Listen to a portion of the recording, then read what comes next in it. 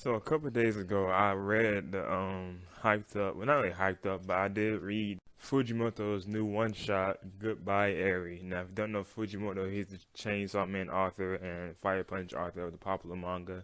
So yeah, and I was like, first of all, I think like when I first heard that he was making this Goodbye Eri thing or this little one shot, I was mad a little bit because I ain't gonna lie. I was like, man, I want to see Chainsaw Man Part 2. And I was like, he's doing everything except working on this next part of the manga. But I was like, you know what, let me give it a chance because the plot kind of intrigued me. He said it's gonna be about like, empower like female character and you know how she like drives this series. I forgot what he said honestly, but I was like, you know, he has great female characters, i.e. Makima, Reese, Power. So I was like, I'm a big fan of female characters. So I'm like, let me go and give this one shot to try. And man, oh, I could easily say that Goodbye Eri was a beautiful tragedy, man. And that story it told was, you know, is so beautiful. And of course, let's talk about it. Oh, whoa, whoa. Now, of course, I recommend all of you to read this one shot. It's only 200, well, I know, I know it's only 200 pages, but I know it might be like a lot to y'all, but it was, you know, it's only 200 pages. And, you know, it'll be like quick like that if you just binge it, like take like a good hour, or just like binge all of it, you'll finish it.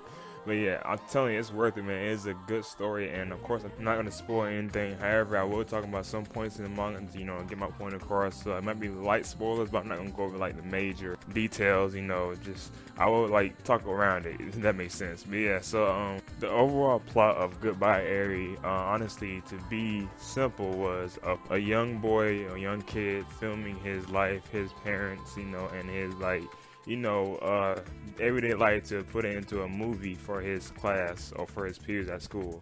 And unfortunately, it kind of takes a turn because it is sad, but there are some different things that he adds to the movie that just throws everybody off. And the kid suffers from bullying at school because of his like different ways and thinking and different ways of showing how he cope with different things.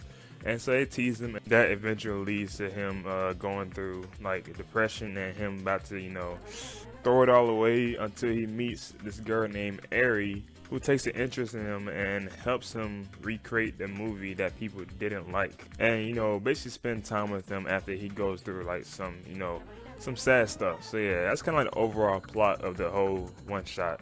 So I'm gonna get into the details that stood out to me and like that I honestly hit home with me. But I'm gonna talk about how the delivery was first, honestly. Because the delivery, so of course, he ended up getting, I'm gonna tell you this in the beginning. The beginning of the story starts out him getting a new phone that his parents, basically his mom gave him. And she wanted him to film her, you know, her life basically because she knew that something was gonna happen. So that's all I'm gonna say. Like I said, no spoilers. She knew that something was gonna happen.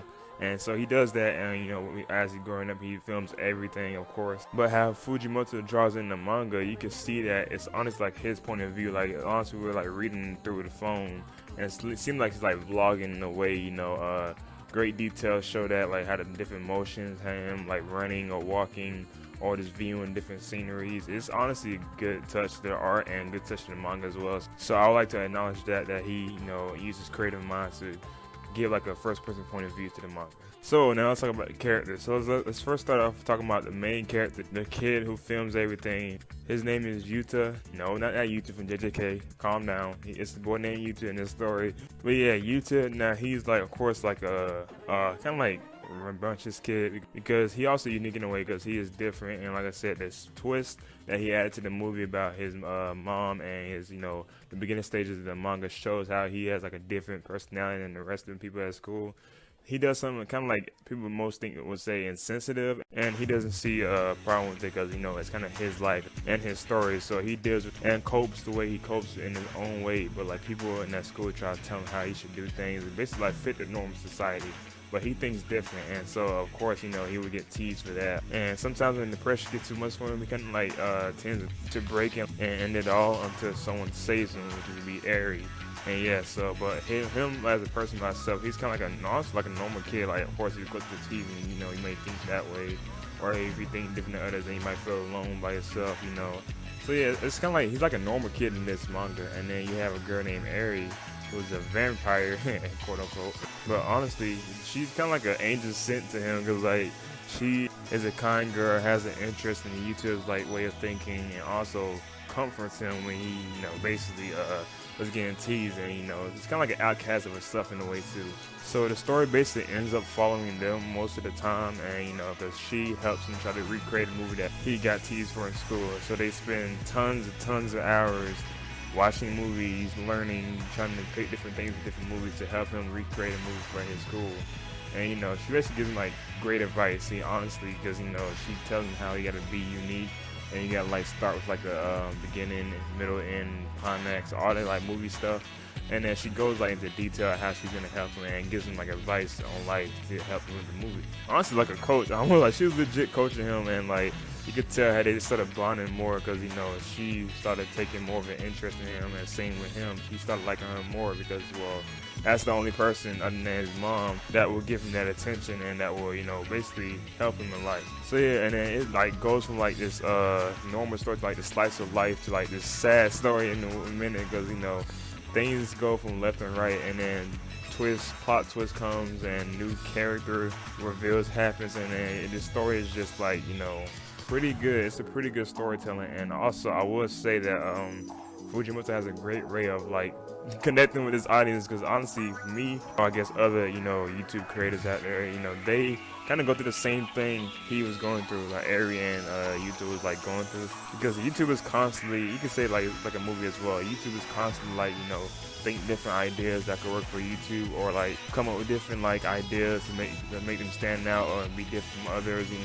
then they come up with videos, but like they show others and they don't like them, of course, they got like constantly delete, and then re-edit, all that type of stuff. So yeah, I kind of hit home with that, and honestly, you could tell that he was like, sometimes in the manga he would give up. He's like, it's not working, and she would encourage him to keep going. And honestly, YouTubers go through the same shit. So honestly, I think he knows what he's trying to do, because I kind of hit home with me. I ain't gonna lie.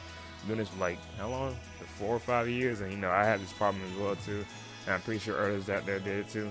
Oh, also quick little side note, I meant to say when they was watching the movies, I kept thinking about Malcolm and Denji watching the movies. I kept thinking that I know you did too, for all my Chainsaw Man people out there. Man, I can't wait for Chainsaw Man Part 2. Anyways, back to Goodbye Eri. So yeah, the tone also changes in the story. Like I said in the beginning, it goes from like kind of happy to like sad, and then it was like happy again when Eri came, and then it got even more sad towards the end of the movie, because when he was finishing his movie, a touch of realism came in, and then it got to the point of the story that it's hard to tell like which was real and which wasn't, because you're trying to think like, is this part in the movie or is this real life, because certain life things happen, like life struggles, and he was like, like the story took a turn for the worse when the character started getting sick, and it was like, oh my god, please God. So it was getting really emotional towards the end. He finished it, and the story doesn't even end there. Like the story keeps going through the afterlife, and then you can see what happens in the afterlife to make things even more sad. And it's like, man, so that's when like I think after like the movie finished with him, and a touch of realism came in after the movie, and then after his personal life, it came in and went more in depth with that. And then we just had this sorrow feeling, and like this overall tone just sad, and then the touch of the fantasy happened with the movie came back in, and it's like you couldn't tell which was which was which. And then I think I like the ending of the whole story too, because like the ending really stayed true to his character, and then like I think the overall message y'all will like. So yeah, that's kind of like my review of it. I don't like go into details spoiler of course, but man, the story was so good, and y'all will like it, man. Eri and Yuta is definitely my favorite manga characters now. I have her the same scale of Makima now because just their likability. Also, I would like to say, this is a Chainsaw Man author, man. He really wrote a masterpiece this quick, and like as a 200-page one shot, and it was beautiful. Just imagine like what he'll do for part 2, man, because that's like action oriented, but this was like slice of life. But it just shows you how versatile he is, and like honestly, he might become one of my favorite manga, because like right now, because like I said, of course older, and then you got Hunter x Hunter, manga, Arthur, Gintama manga author. Yeah, just like he might become one of my favorites, bro. So yeah, but yeah, like I said, go ahead and read the one shot. You can find it online. Just type in Goodbye Eri manga online. You can be able to read it. And let me know what you think down below in the comments. But yeah, that being said, I hope you enjoyed this spoiler-free review of Goodbye Eri. And now, goodbye, y'all. Oh.